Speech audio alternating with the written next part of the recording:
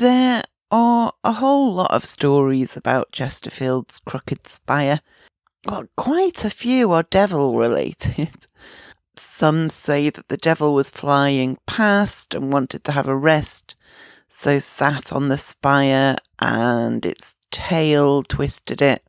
One says that the devil's hooves needed shodding, and a Chesterfield blacksmith was persuaded to do this, but he was so nervous because he was putting horseshoes on Satan himself that he missed with his hammer and he drove a nail into the devil's foot, and he jumped up and hopped around and knocked the spire in the process. The story about the crooked spire that I heard when I visited was that one day there was a wedding in the church and the bride was a virgin, and it was such a novelty that even the spire twisted round to have a look. And kind of the ongoing joke is that it will right itself should another virgin ever get married in Chesterfield's church. Another of the theories was that during the Black Death, during the plague, all of the skilled tradesmen died, and so the rest of the spire had to be built by unskilled carpenters, I guess. So there's lots of stories around Chesterfield and its crooked spire. And Chesterfield has kind of embraced it.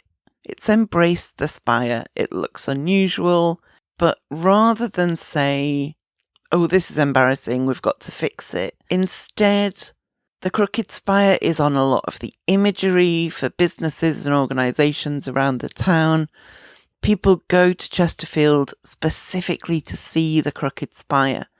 It made me think about how if the church had a regular old straight spire, it would still be nice to visit, but it wouldn't be known and loved beyond visitors and churchgoers.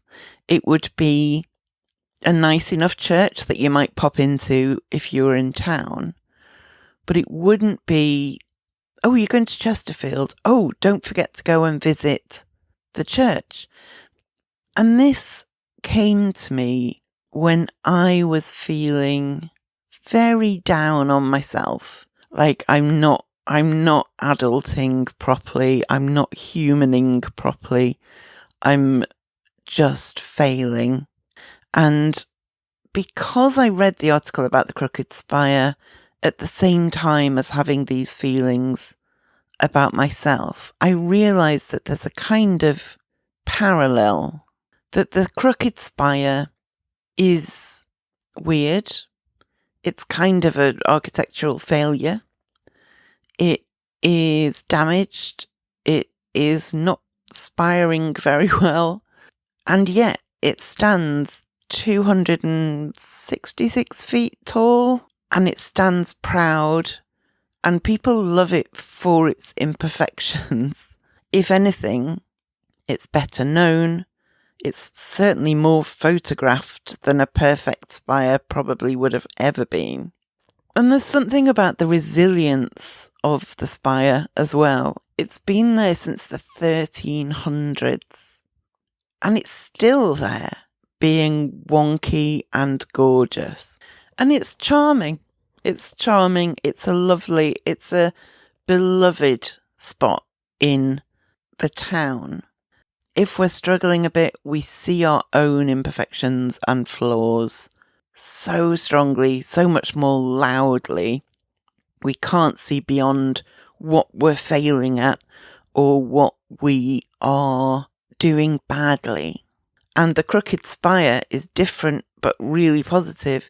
It's, if there were societal norms for spires, for church spires, it would be failing at them. And yet, as a result, we know about this spire because it's crooked. You know, I live in a country with a lot of old churches. We might not even notice most church spires.